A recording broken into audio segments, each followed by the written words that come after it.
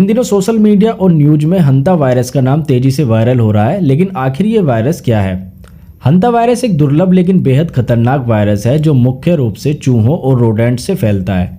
यह वायरस इंसानों में तब पहुंचता है जब कोई व्यक्ति संक्रमित चूहे के पेशाब, मल या लार के संपर्क में आता है या उनके सूखे कण हवा में मिलकर सांस के जरिए शरीर में चले जाते हैं।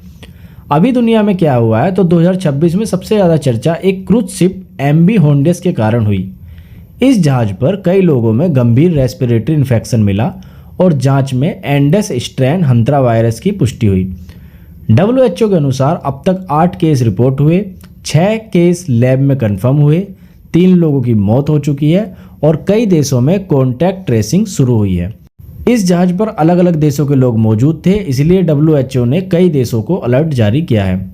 सबसे खतरनाक बात क्या है तो सामान्य हंता वायरस आमतौर पर इंसान से इंसान में नहीं फैलता, लेकिन इस आउटब्रेक में एंडेस वायरस स्ट्रेन मिला है जो रेयर केस में ह्यूमन टू ह्यूमन ट्रांसमिशन कर सकता है। यही वजह है कि दुनिया भर में चिंता बढ़ी हुई है। इसके लक्षण क्या हैं? शुरुआती लक्षण बिल्कुल फ्लू जैसे लग सकते हैं, जैसे तेज बुखार, शरीर दर्द, थकान, सिर दर्द, उल्टी या चक्कर, लेकिन बाद में यह लंग्स पर हमला करता है और मरीज को सांस लेने में गंभीर दिक्कत हो सकती है। इसे हंता वायरस पुल्मोनरी सिंड्रोम यानी HPS कहा जाता है। सवाल उठता है ये कोविड से कितना डेंजर है?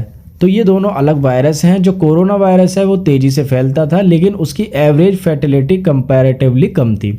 हंता वायरस बहुत तेजी से नहीं फैलता, लेकिन इसकी मौत की दर ज़्यादा हो सकती है। WHO और कई रिपोर्ट के अनुसार हंता वायरस पुल्मोनरी सिंड्रोम की फैटिलिटी रेट लगभग 38 से 40% तक हो सकती है। मतलब 10 में से लगभग 4 मरीजों की मौत हो सकती है अगर हालात गंभीर हो जाए। लेकिन सबसे ज़रूरी बात इसमें यही है कि कोविड की तरह यह हवा में तेज़ी से फैलने वाला पैंडेमिक वायरस नहीं माना जा रहा है और WHO एक्सपर्ट ने साफ कहा है कि अभी पैनिक होने की ज़रूरत नहीं है। सवाल उठता है कि भारत में भी इसका खतरा है। तो फिलहाल भारत में कोई बड़ा आउटब्रेक रिपोर्ट नहीं हुआ है, लेकिन हेल्थ मिनिस्ट्री ने प्रिकॉशनरी सर्विलेंस शुरू कर दिया है। एक्सपर्ट के अनुसार इंडिया में अभी पब्लिक रिस्क जो है बहुत लो है। यह वायरस आम सोशल कॉन्टैक्ट से नहीं फैलता, जो राहत की बात है। भीड़, ट्रेवल या पब्लिक ट्रांसपोर्ट से इसका खतरा कोविड जैसा नहीं है, तो इसलिए इसमें कोई चिंता वाली बात अभी भारत में है नहीं। हालांकि भारत में पहले रेयर हंता वायरस केसेस मिल चुके हैं। एक केस स्टडी में पोस्टपार्टम वुमेन में सीवियर हंता वायरस इन्फेक्शन मिला था। अब सवाल उठता है क्या इसका इलाज या वैक्सीन है? तो अभी तक हंता वायरस की कोई वाइडली अप्रूव्ड वैक्सीन उपलब्ध नहीं है। ट्रीटमेंट मेनली सपोर्टिव केयर पर आधारित है। Oxygen support, ICU care, ventilator support, early detention इसमें बहुत ज़रूरी माना जा रहा है।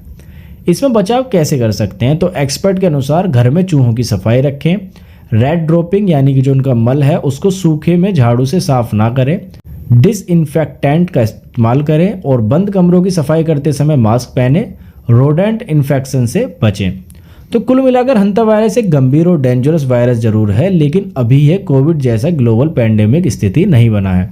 फिर भी दुनिया अलर्ट मोड पे है क्योंकि इसकी फैटिलिटी ज़्यादा है और Andes strain rare human transmission कर सकता है। भारत में भी घबराने की नहीं, लेकिन जागरूक रहने की ज़रूरत है। धन्यवाद।